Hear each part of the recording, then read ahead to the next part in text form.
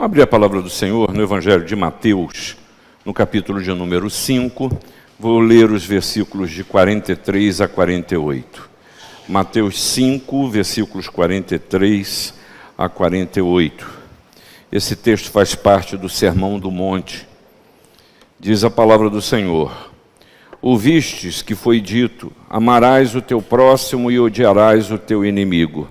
Eu, porém, vos digo, amai os vossos inimigos e orai pelos que vos perseguem, para que vos torneis filhos do vosso Pai Celeste, porque Ele faz nascer o seu sol sobre maus e bons, e vir chuvas sobre justos e injustos.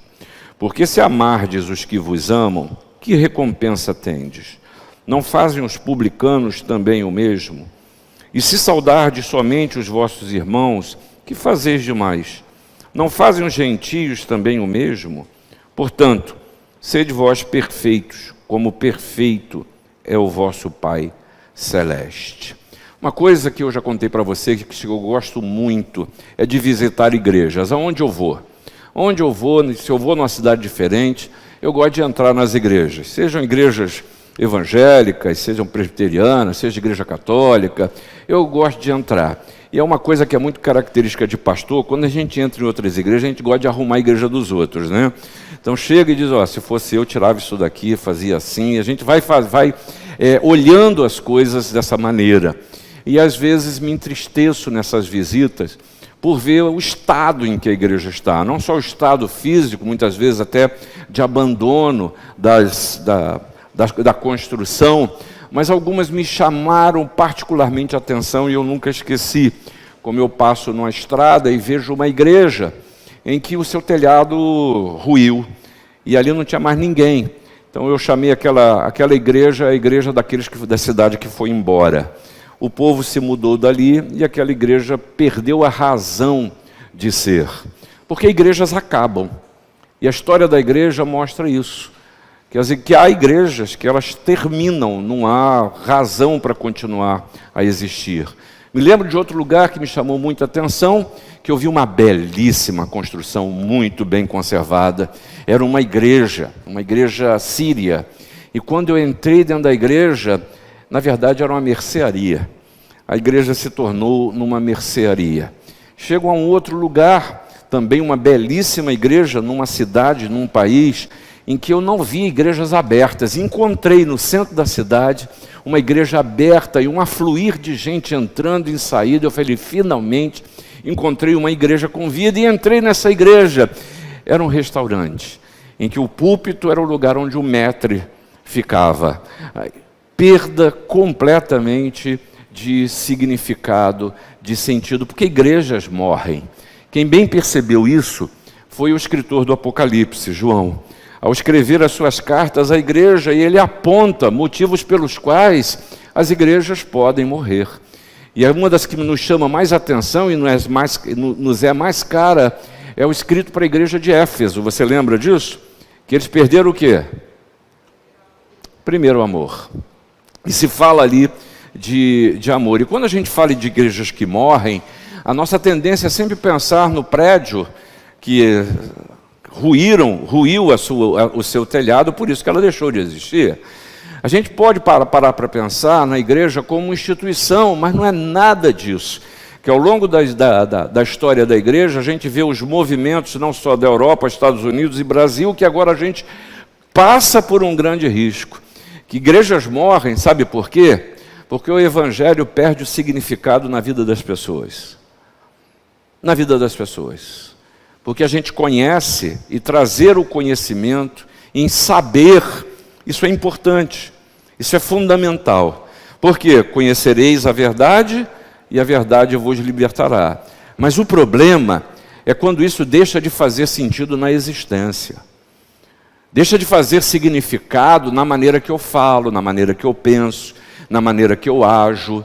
Eu sou capaz de citar com toda tranquilidade o que a Bíblia diz. Eu sou capaz de orar, eu sou capaz de ler a Bíblia, eu sou capaz de cantar. Mas isso não produz um significado na minha vida que transforme a minha maneira de ser. A minha maneira de abordar, de ser com o outro e, acima de tudo, de viver. A igreja correm o risco nesse nosso tempo. Nesse nosso tempo de uma terceira onda que passa pelo Brasil, que passamos pelo período da implantação, passamos pelo período da consolidação como igreja protestante no Brasil, e agora estamos vivendo a terceira onda, que é o que vem depois, que é o tempo da maturidade. E a maturidade pode conduzir a duas coisas. Pode conduzir a crescimento, mas pode conduzir ao quê? A perda de significado. A perda de significado. E é curioso que no Sermão do Monte, Jesus está falando para a gente que conhecia a lei, que sabe da lei, que sabe dos pressupostos. Por isso que você vai ver Jesus abordando diversas situações, e ele começa dizendo que discípulo tem que ser sal e luz, tem que ter gosto e tem que iluminar. E ele começa a falar sobre isso, e depois ele fala exatamente sobre lei, sobre justiça, e como eu aplico uma lei de forma que não perca o significado, porque existem parâmetros para a vida, existem condicionantes. E hoje em dia é até difícil o entendimento, mas é preciso não parar pura e simplesmente no não matar, não adulterar.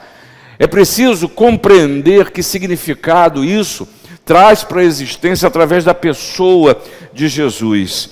E aí, se você tomar o cuidado de ler ali no versículo 20 desse capítulo, Jesus está dizendo que se a nossa justiça ela não exceder em muito a justiça de escribas e fariseus, nós não somos dignos do reino dos céus.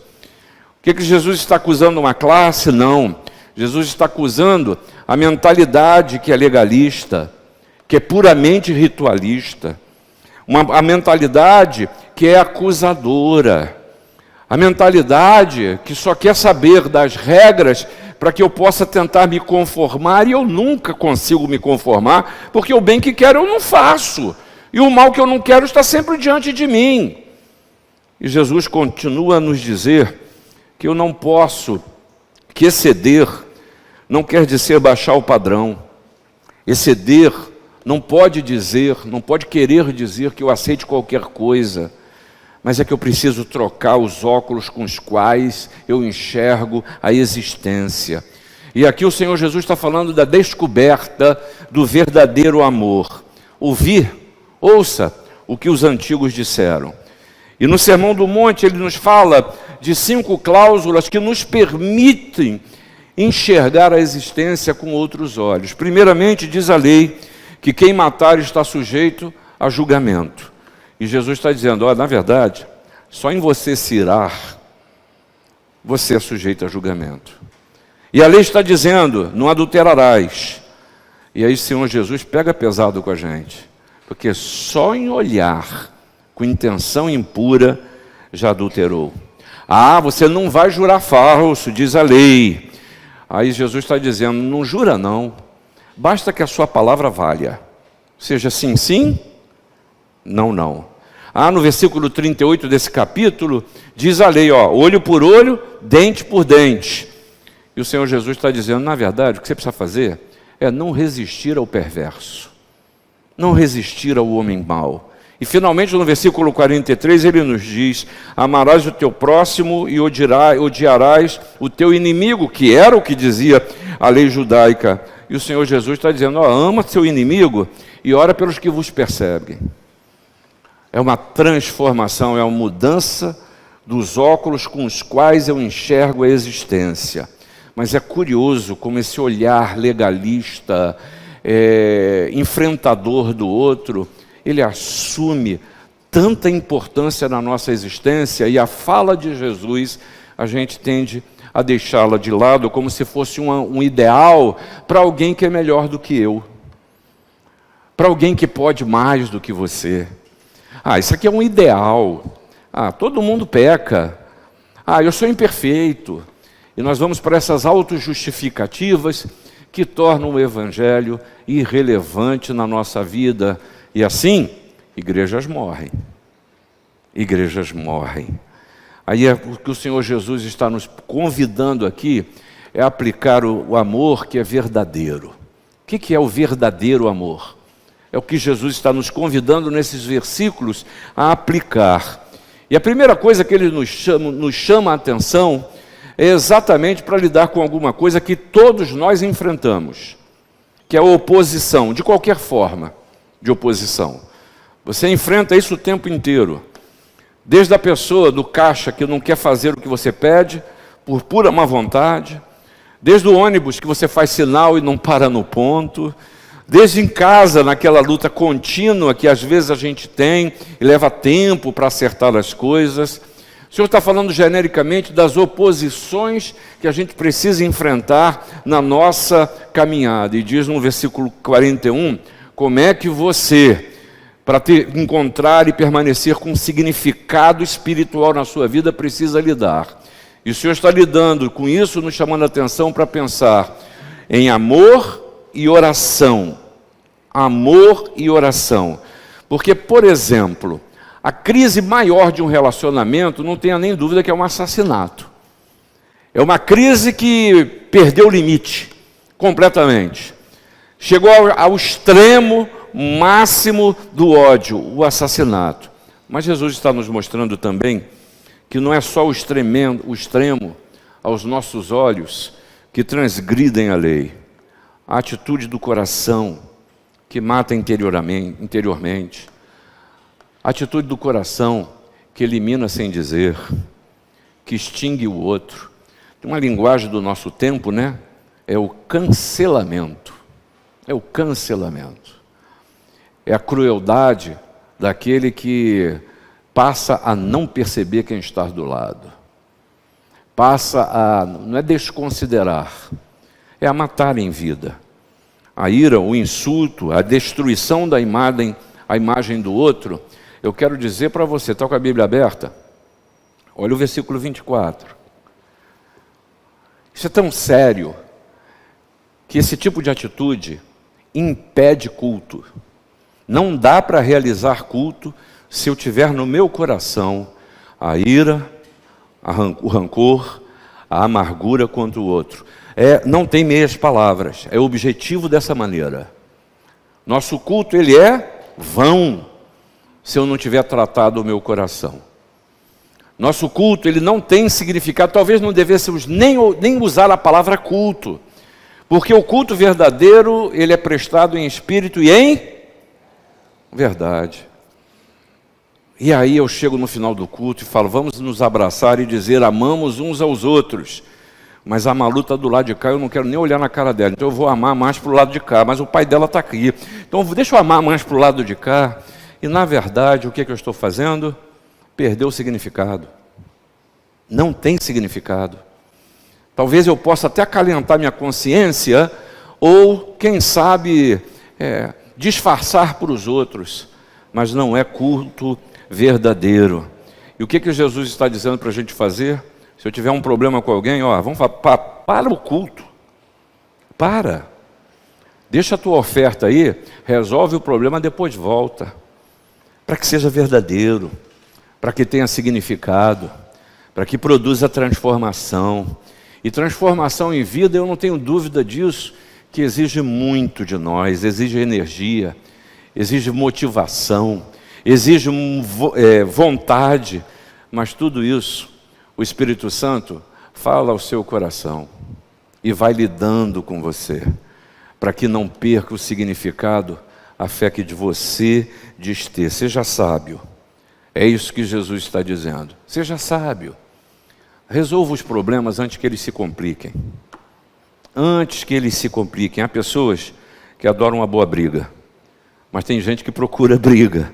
E há pessoas que não podem ser contrariadas. Conhece gente assim? Não olha para o lado agora não. Conhece gente assim? Você tem que tomar todo cuidado para falar, porque qualquer coisa melindra, qualquer coisa chateia, e arruma briga por qualquer motivo.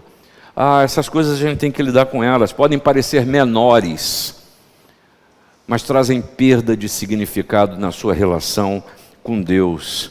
Alguns chegam mesmo a se justificar com um ditado que diz, dou um boi para não entrar numa briga e uma boiada para não sair dela. Sabe disso, né? Seja, não pisa no meu calo não. Meu Deus, quanta misericórdia, hein? Quanto amor. Quase não, está te ameaçando, não vem para cima de mim não, hein? Você não sabe o que você vai enfrentar. E Jesus está dizendo o seguinte: larga isso de lado. Entre em acordo. Entre em acordo sem demora com o teu adversário. Resolve. Briga só machuca a gente. Discussão, amargura, ódio, ira. Caio Fábio dizia que esse é um veneno que eu tomo para matar o outro.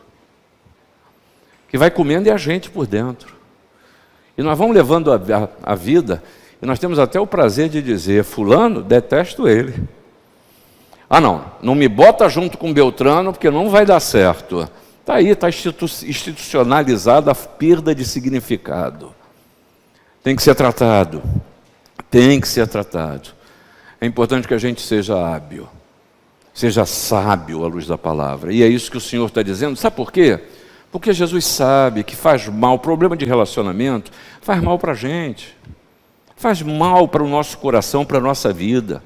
E se você está sofrendo oposições onde quer que você vá, o remédio para isso é amor e oração. É orar. É pedir a Deus que nos dê um coração que seja perdoador, mas que o Senhor possa transformar o coração do outro também. Que o coração do outro não me pertence, não me cabe lidar, mas Deus pode fazê-lo. Mas pode acontecer que nessa atitude de amor e oração, o Senhor me mostre que na verdade quem está errado sou eu. Aí a coisa fica mais difícil. Eu sou tão cheio de razões, eu sou tão cheio de motivos, justificações, eu sou tão cheio de mim, que qualquer coisa que o outro faça me ofenda, e muitas vezes essas ofensas, elas se tornam ofensas para mim, porque que você, meu companheiro, meu semelhante, meu irmão, minha irmã, está me permitindo ver coisas em mim mesmo que eu não gosto de ver, que eu não quereria ver. E Deus usa as pessoas, irmãos, para ministrar aos nossos corações. E pode acontecer de que Deus está usando uma pessoa que você acha que é um opositor, que não te ama, mas está querendo mostrar, está mostrando a você. Às vezes a pessoa nem sabe disso. É a ação de Deus. Que há coisas na sua vida que precisam ser tocadas, outras precisam ser abandonadas. A maneira de pensar que a gente tem, o modo de ser, eu não posso pensar nisso como se fosse uma coisa monolítica, intransformável. Não sei nem se existe essa palavra, mas vamos lá. Ou seja, que não sejam passíveis de transformação. Você já ouviu aquele, ou talvez você já tenha até falado isso: eu sou o que sou.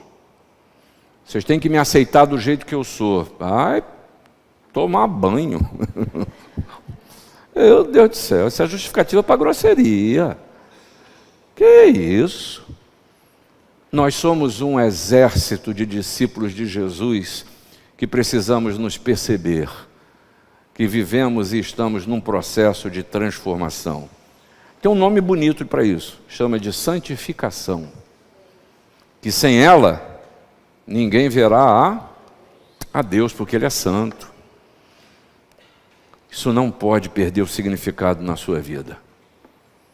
Sob pena de, na verdade, nós não estarmos adorando o Deus verdadeiro, porque Ele é santo. Mas Jesus, com essa pequena porção, nos ensina também que amor, ele precisa ser aplicado. Ele não pode viver no campo das ideias. Eu amo a todos vocês, mais ou menos. O Ed não é só alguns dias, né?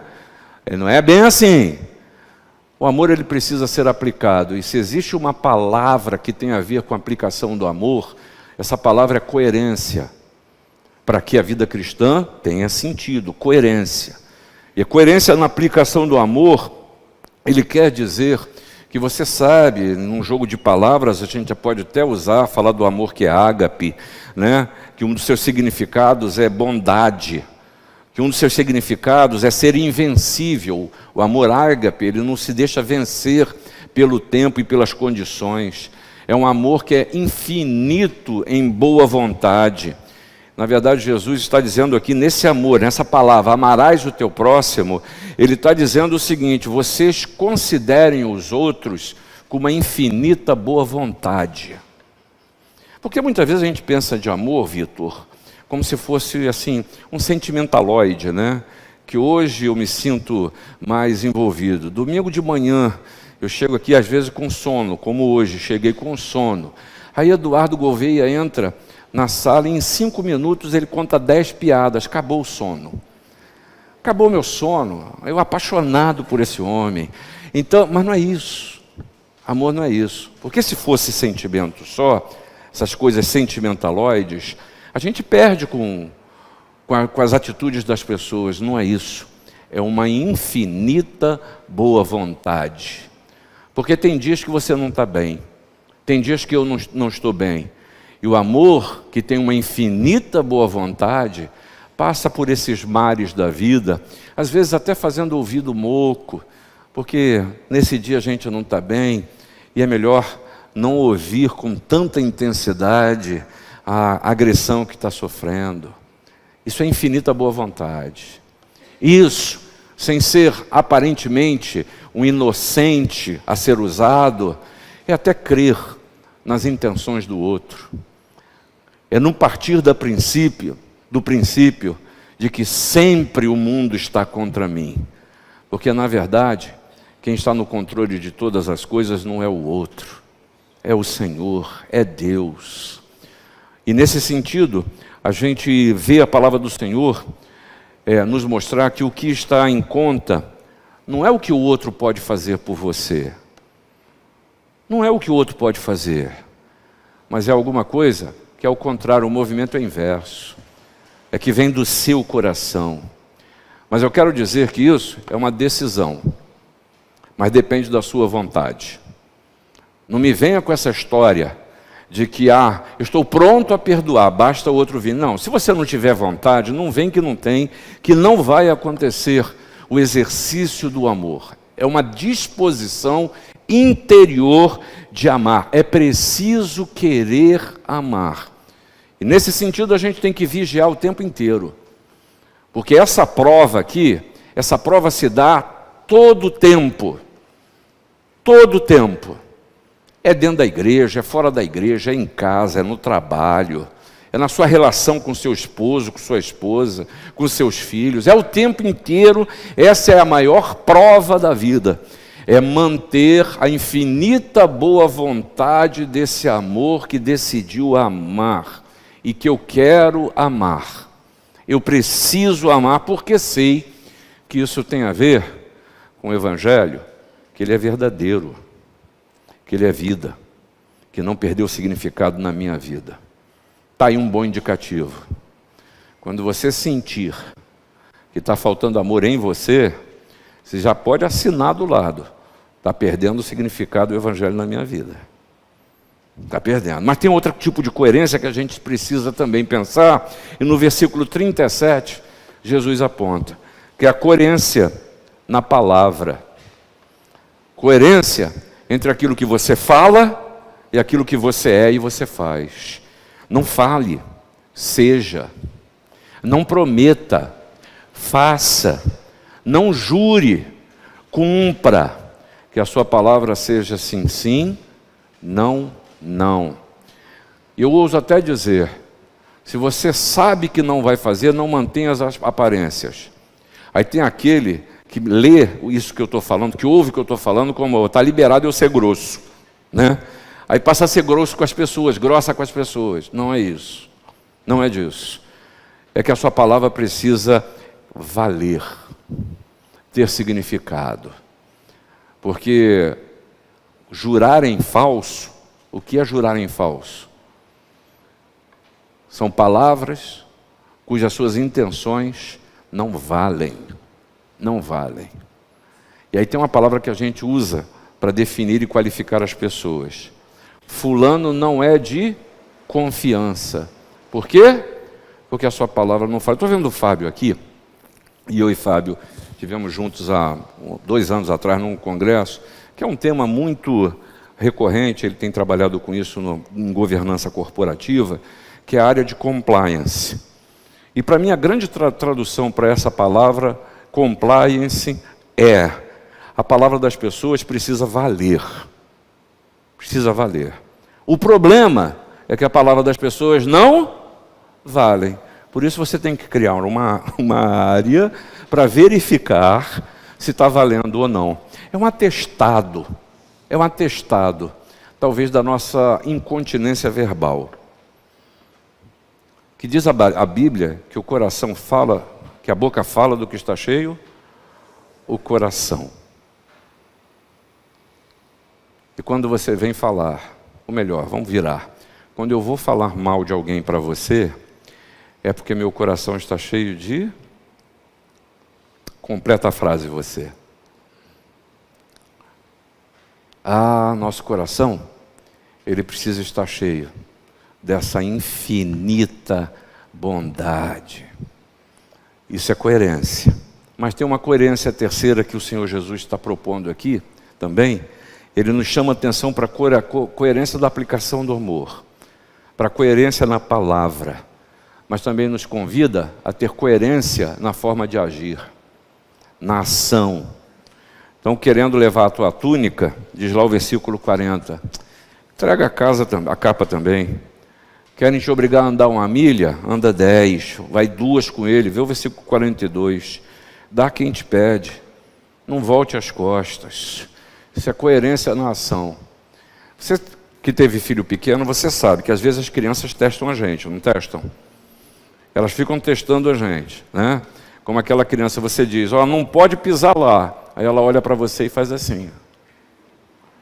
Está esperando a chinelada. Não dá não para você ver. Não estou convidando ninguém a fazer agressão não, tá? Mas a gente faz isso uns com os outros. Lembra da brincadeira de criança? Quem cuspia aqui xingou a mãe do outro. O que você está fazendo? Está chamando os dois para briga. A gente gosta de fazer isso. Mas o evangelho que tem significado nos convida a pensar da maneira que o Senhor Jesus pensa. A amar como o Senhor Jesus nos convida a amar. Mas a nossa ação precisa ser compatível com a fé que nós dizemos. Eu tenho a oportunidade de abençoar famílias. E a gente tem visto isso aqui todo mês. Nesse tempo de pandemia e de crises. E eu não estou querendo fazer defesa de projetos da igreja, não é isso, mas eu quero dar exemplo. A Sacola do Amor, nós distribuímos 20 sacolas, nós estamos em 42. O dinheiro, os recursos, a SAF tem conseguido da doação das pessoas, mas cada família que chega aqui, a gente recebe gente completamente destroçada. E não é financeiramente não, tá? Não é financeiramente não.